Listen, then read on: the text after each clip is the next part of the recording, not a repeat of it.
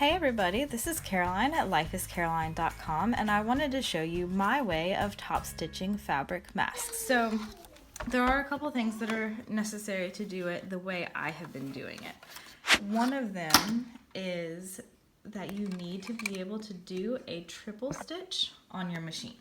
So on my machine, that is this stitch right here. So that stitch does basically 2 forward, 1 back, and so that you end up with a triple stitch. So you can kind of see what that looks like right here. So it'll go forward and back so that you have a nice strong reinforced stitch. Now some tutorials that I've seen, including the tutorial I got this pattern from, just say to top stitch with a regular stitch around the entire thing twice. And I tried that, and honestly it turned out pretty ugly just because it's hard to top stitch in the same place twice. And I also I felt like it was harder than it needed to be. So if you have a triple stitch on your machine, I highly recommend this style of top stitching your pleated masks. So I'm going to go ahead and show you now what I've been doing. I've also been using these clips, which have been great. If you don't have these clips, you can just use regular pins to hold your pleats, but I went ahead and I'm holding my pleats in place with these clips. So for my particular triple stitch, it actually uses a left needle position. So I also chose a straight stitch that uses a left needle position. So I'm going to start partway down my side with the opening here, and I'm just going to start with the regular left position straight stitch. I'm going to back stitch a couple of stitches and then continue on. Here I'm just speeding up the video as I finish this side of the mask, and you can see what I do when I get to the corner. So because I'm using a left position needle, I'm actually using the center mark as the edge of my fabric guide. I also have my sewing machine set to where when I stop the pedal, it leaves the needle in the lower position, so that way I can turn corners very easily.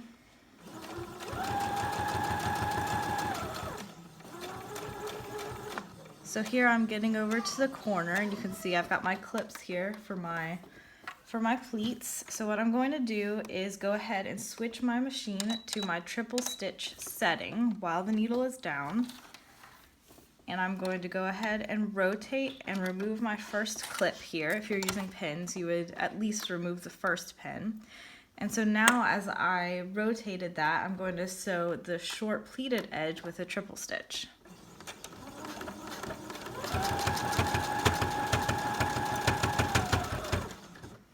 And of course, as you go, you can only go a little bit before you need to remove the next pin or the next clip.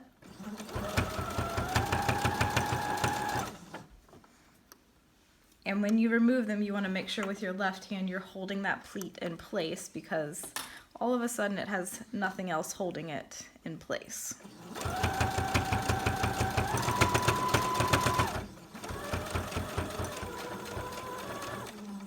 So as you get towards the end, just go about the distance away, probably about 1/8 of an inch, as far away as your center from left needle position.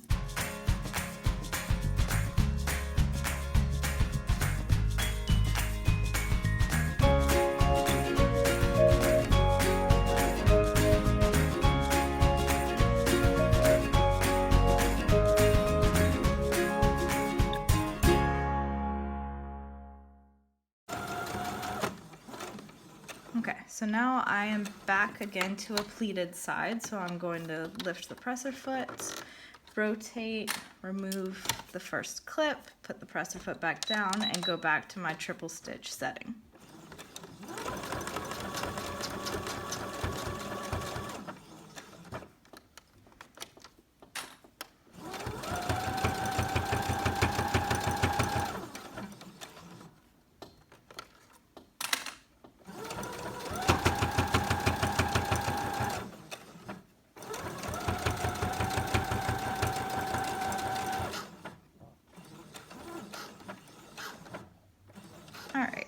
here I am back to my fourth corner, so I will rotate again, go back to my left position straight stitch, and just finish out this little portion on the straight edge where I started. So I want to do this carefully, so I try to line up and it looks nice and neat, and back stitch a couple stitches. And then I usually do forward again for a couple stitches, raise my needle, and go ahead and cut your threads. So there you have it. We have one whole nicely top stitched face mask.